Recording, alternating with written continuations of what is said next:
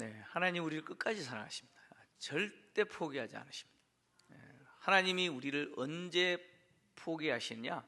십자가 사건이 취소됐을 때 포기하십니다. 근데 이 말은 십자가 사건은 절대 취소되지 않습니다. 취소되지 않습니다. 다시 말하면 나를 향하신 하나님의 사랑은 취소되지 않고요, 나를 끝까지 사랑하십니다. 자, 오늘 성찬을 맞이해서, 성찬 예식을 맞이해서 오늘 우리가 본문을 다루는데, 이 본문의 내용은 하나님이 이스라엘 백성들을 애굽에서 건지신 날인 유월절이죠. 유월절 날을 제정하시고 그날을 영원히 기억해라 라고 하는 내용입니다. 하나님이 이스라엘 백성들에게 지키라라고 하신 절기 유월절은 하나님이 애굽에 내린 10가지 재앙 중에 죽음 재앙과 관계가 됩니다. 하나님 마지막 10번째 죽음 재앙을 통해서 애굽의 왕인 바로와 그리고 심지어 여종의 장자까지 생명이 있는 모든 존재, 첫째 난 존재는 사람이든 짐승이든 다 죽이시는 이 재앙을 통해서 애굽을 심판하셨습니다. 이 심판에서 하나님은 이스라엘 백성들, 고센 땅에 살고 있는 이스라엘 백성들을 그 생명을 안전하게 지켜주시고 그들을 애굽에서 건져 주셨는데, 하나님은 이스라엘 백성들의 생명을 안전하게 지키시기 위해서 유월절 어린 양을 잡게 하시고 그 어린 양의 피를 이스라엘 백성들이 살고 있는 집 문 임방과 설주에 바르게 하셨습니다. 그래서 죽음의 사자가 애굽 전역을 다니면서 첫째 난 것은 짐승이든 사람이든 그 생명을 취할 때 그 대문에 발려있는 어린 양의 그 피를 보고 그 집을 넘어가게 하셨습니다. 그래서 유월절이 생긴 것이죠. 하나님은 이 유월절을 제정하시고 이스라엘 백성들을 향해서 이 날을 영원히 기억해라, 애굽에서 너희들이 나온 이 날을 영원히 기억해라 라고 말씀하셨습니다. 그래서 오늘 본문의 내용은 유월절을 지킬 때 반드시 준수해야 될 규정이 있습니다. 그 몇 가지 규정하고, 규정 일부죠. 일부의 규정하고, 그 다음에 이 유월절 절기를 지키는 데 있어서 참여하여 어린 양을 먹을 수 있는 자격 있는 사람들이 누군지, 그 자격에 대해서 기록하고 있는 내용입니다. 이스라엘 백성들이 유월절을 지킬 때 지켜야 될 몇 가지 규정들이 있죠. 그것은 유월절 어린 양은 반드시 1년 되고 흠없는 수컷이어야 된다. 그리고 또 이 양을 잡을 때 그 수요는 가족의 수요대로 잡아야 된다. 그리고 양을 잡을 때 아비벌 14일까지 보관했다가 해가 질 때 잡아야 된다. 그리고 양의 고기를 먹을 때 불에 구워서 먹고 물에 삶아서는 먹지 마라. 아침까지 고기가 남으면 불에 불태워라. 그리고 고기는 밖으로 내지 마라. 그리고 또 고기의 뼈를 꺾지 마라. 그리고 또 이 유월절 어린 양을 먹는 그날은 집에 누룩을 완전히 제거해라. 그리고 7일 동안 누룩이 들어있지 않는 무교봉을 먹어라 라고 하는 것이 유월절 절기를 이스라엘 백성들이 지킬 때 준수해야 될 규정들이죠. 그런데 이 규정보다 더 중요한 게 뭐냐면 자격입니다. 이 유월절 예식에 참여해서 어린 양을 먹을 수 있는 자격이죠. 오늘 본문에서 그 자격은 오직 누구냐? 이스라엘 백성들만이라고 이야기합니다. 이스라엘 백성들만 자격이 된다는 것이죠. 이방인들은 먹을 수 없다라고 이야기합니다. 심지어 유대인과 함께 사는 이방인들이 있어요. 유다인과 함께 살아가는 거류민으로서 이방인이 있어요. 그리고 또 유대인들을 돕는 자로서 품꾼들이 있어요. 그들조차 먹을 수 없다라고 규정하죠. 만약에 이방인들이 유월절에 참여하고 그 어린 양의 고기를 먹기를 원한다면 반드시 할례를 받아야 된다라고 얘기합니다. 여러분, 할례는 뭡니까? 할례는 육체적으로 아브라함의 후손이다라고 하는 것을 표시하는 거잖아요. 확인하는 겁니다. 그러니까 이 할례라고 하는 것이 유월절 절기에 참여해서 유월절 어린 양을 먹는 데 있어서 가장 중요한 뭐예요? 기준이라는 거예요. 자격을 판단하는 기준입니다. 그래서 거류민인도 타국의 품꾼도 할례를 받아야 참여할 수 있다, 이렇게 이야기합니다. 그리고 이 규정은 49절을 보면 본토인이나 이방인이나 똑같다. 그러니까 이 유월절 어린 양을 먹는 자격은 할례를 반드시 받아야 된다라는 것이죠. 유대인 중에도 할례를 안 받으면 못 먹는 거예요. 그죠? 참여하지 못한다는 것이죠.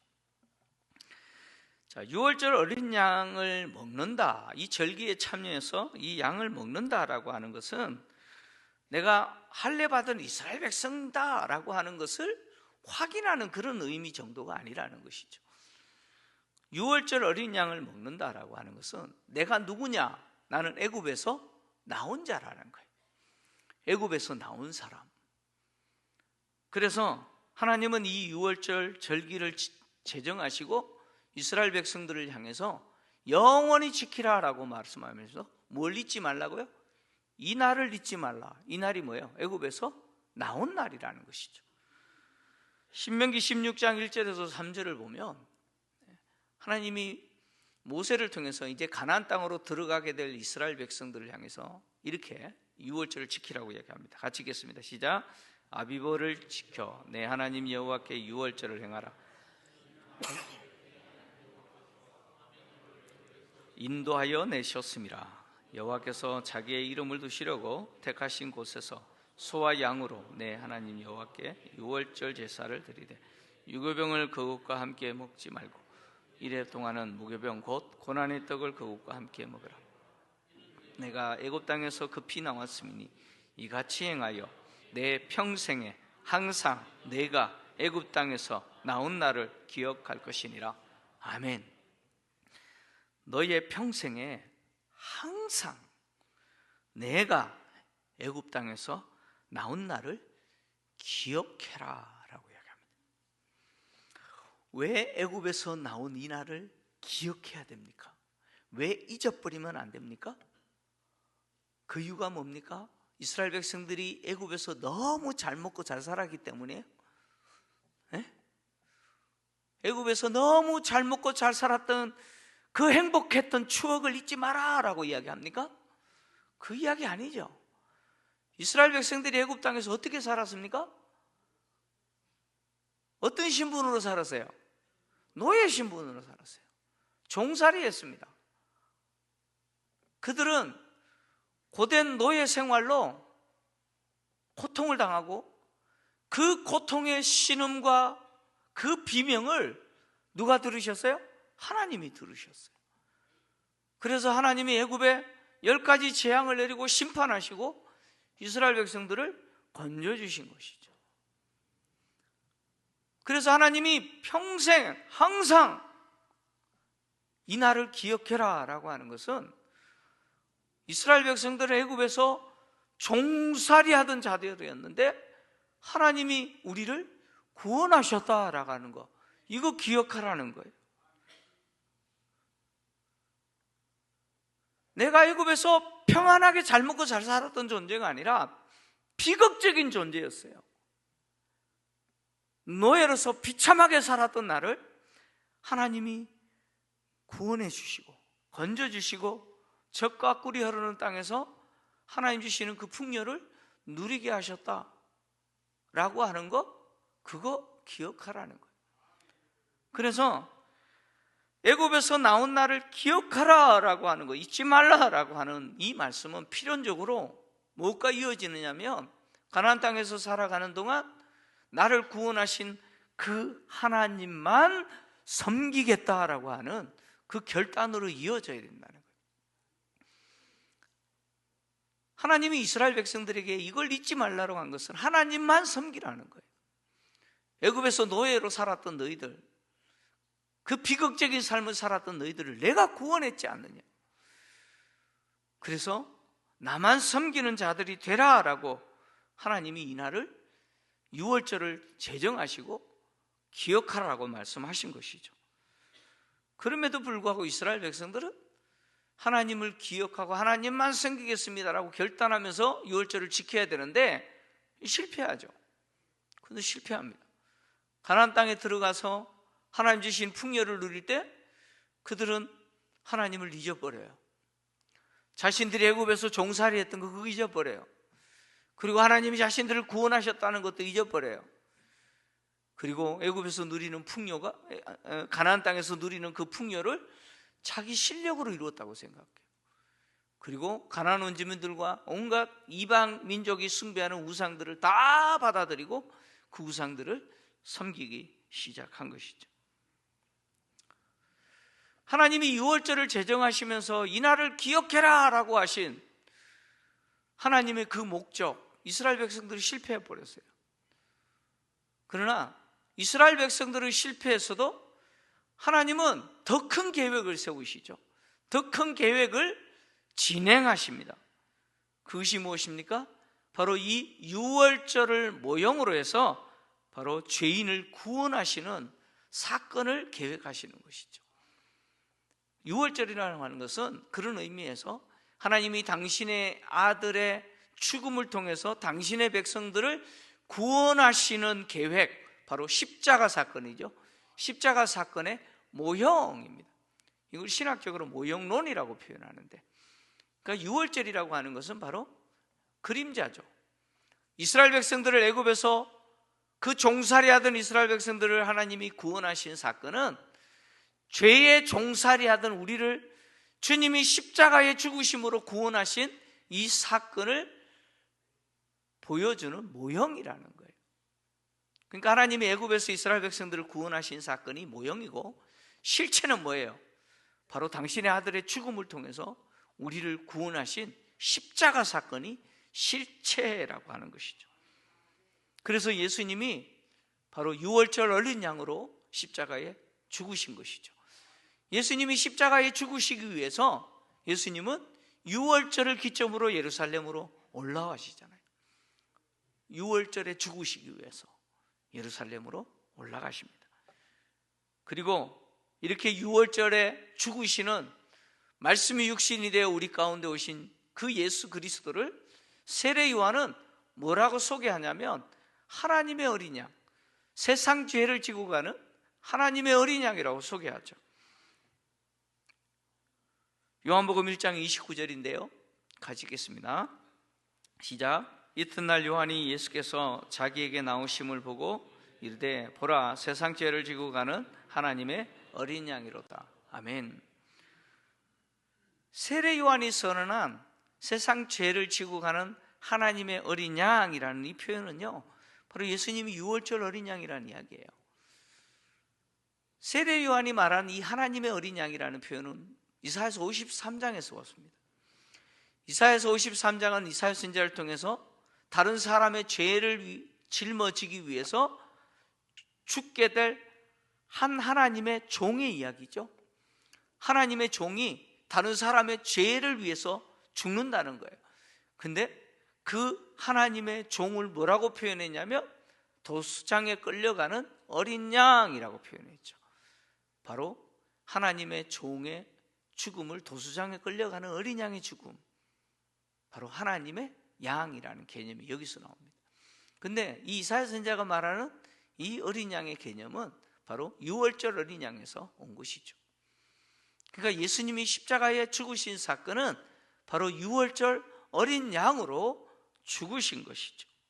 그래서 이스라엘 백성들이 유월절 어린 양을 먹고 그 어린 양의 피가 발려있는 그 집 안에서 안전하게 생명을 보호받았던 것처럼 십자가에서 유월절 어린 양으로 죽으신 예수님의 그 보혈인 피를 먹고 주님이 찢으신 그 살을 마시는 자들, 그들은 예수님의 그 보혈의 보호를 받죠. 그래서 주님이 요한복음 6장 54절 57절에 당신을 먹고 마시는 자에게 무엇이 있느냐? 생명이 있다라고 말씀하시는 거죠. 같이 읽겠습니다. 시작. 내 살을 먹고 내 피를 마시는 자는 영생을 가졌고 마지막 날에 내가 그를 다시 살리리니 살아계신 아버지께서 나를 보내시며 내가 아버지로 말미암아 사는 것 같이 나를 먹는 그 사람도 나로 말미암아 살리라. 아멘.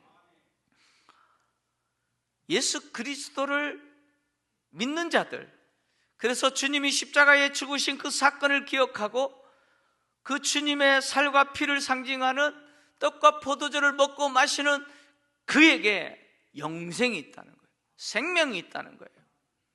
유월절인 양의 피가 발려져 있는 그 집안에 있는 자들에게 생명이 안전했던 것처럼 예수 그리스도 안에 있는 자들에게 이 생명의 안전한, 다시 말하면 보호를 얻게 하셨다는 것이죠.